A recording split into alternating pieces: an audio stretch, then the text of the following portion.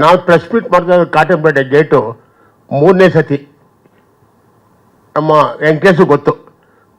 3 ಸತಿ ಏನಕ್ಕೆ ರಿಲೀಸ್ ಆಗಿಲ್ಲ ಅಂತ ಬಾಬಾ ನೀವು ಪ್ರಶ್ನೆ ಕೇಳ್ಬೋದು. ನಮ್ಮ ಪ್ರೊಡಕ್ಷನ್ ಇದು 20ನೇ ಪಿಕ್ಚರ್ ರಿಲೀಸ್ ಇದು ಕಾಟನ್ಪೇಟೆ ಗೇಟ್ ಅಂದರೆ. ಇದೊಂದು ಸತ್ಯ ಕತೆ. ಕಾಟನ್ಪೇಟೆಯಲ್ಲಿ ನಡೆದಿರೋದು ಒಂದು ಸತ್ಯ ಕತೆ, ನಿಜವಾದ ಕತೆ. ಇದು 35 ವರ್ಷದಿಂದ ಇದು ಸತ್ಯ ಕತೆ ನಡೆದಿರೋ ಕತೆ ಸಿನಿಮಾ ಮಾಡಿರೋದು. ತುಂಬ ಅದ್ಭುತ ಆಗಿದೆ ಸಿನಿಮಾ.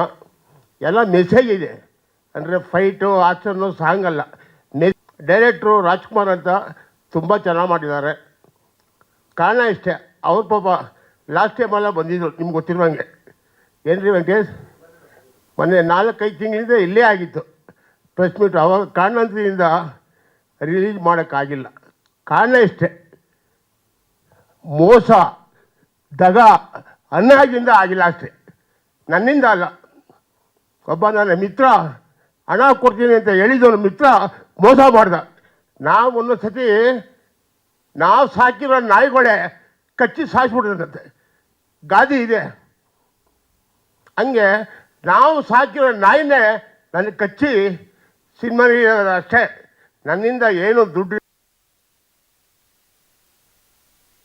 ಹಂಗಾಗಿದೆ. ದಯವಿಟ್ಟು ನನ್ನ ಹತ್ರ ಇದ್ದ ನಾಯಿಗಳಿಂದ ನಾನು ಮೋಸ ಹೋಗಿದ್ದೀನಿ, ಇನ್ನೂ ನಾನು ಮೋಸ ಹೋಗಲ್ಲ. ನನಗೆ ಗೊತ್ತಾಗಿದೆ ದುಡ್ಡು ಅಂದರೆ ಏನು, ಮನಿ ಅಂದರೆ ಏನು.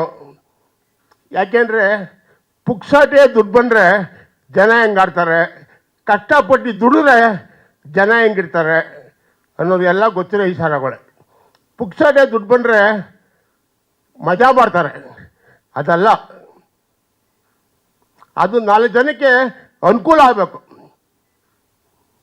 ನಾನು ತೆಲುಗು ಡಿಸ್ಟ್ರಿಬ್ಯೂಷನ್ನು 20 ಕೋಟಿ 25 ಕೋಟಿ 1 ವರ್ಷದಲ್ಲಿ 6 ಪಿಕ್ಚರ್ ಇಟ್ಕೊಟ್ಟಿದ್ದೀನಿ. ಅದು ಕನಕಪುರ ಶ್ರೀನಿವಾಸ್ ಅಷ್ಟೇ. ಓನ್ಲಿ ನಾಟ್ ಕನ್ನಡ, ತೆಲುಗು ತೊಗೊಬಂದಿದ್ದೀನಿ. ಬಾಹುಬಲಿ, ಬಜರಂಗಿ ಬಾಜಾ ಹಿಂದಿ ಪಿಕ್ಚರ್ ರಿಲೀಸ್ ಮಾಡಿದ್ದೀನಿ. ಅದು ಸಕ್ಸಸ್ ಸಿಕ್ಕಿರೋದು ನಾನು ಒಬ್ಬನಿಗೇನೆ. ಆದರೆ ನಾನು ಏನು ಮಾಡಿದೆ ಅಂದರೆ, ಹಣ ಬಂದಾಗ ಲಕ್ಷ್ಮಿನ ಒಳಗಡೆ ಇಟ್ಕೊಂಡು ಪೂಜೆ ಮಾಡಿಲ್ಲ, ಒದ್ಬಿಟ್ಟೆ ನಾನು. ಅದು ನನ್ನ ದುರಹಂಕಾರ ಇವತ್ತು ತಿಳ್ಕೊಂಡಿದ್ದೀನಿ ನಾನು. ಸ್ವಾದಿಷ್ಟತೆಯ ಸ್ವಾದ, ತಾಜಾತನದ ಆಹ್ಲಾದ, ಉತ್ತಮ ಆರೋಗ್ಯ ಮತ್ತು ಹೆಚ್ಚಿನ ರೋಗ ನಿರೋಧಕ ಶಕ್ತಿಯ ವೃದ್ಧಿಗೆ ಈಗ ನಿಮಗೆ ಸಿಗುತ್ತಿದೆ ಉತ್ತಮ ಗುಣಮಟ್ಟದ ಪೌಷ್ಟಿಕಾಂಶ Shri Vaidik millet health mix. ಇದು ಸಿರಿಧಾನ್ಯಗಳ ಸಂಪತ್ತು.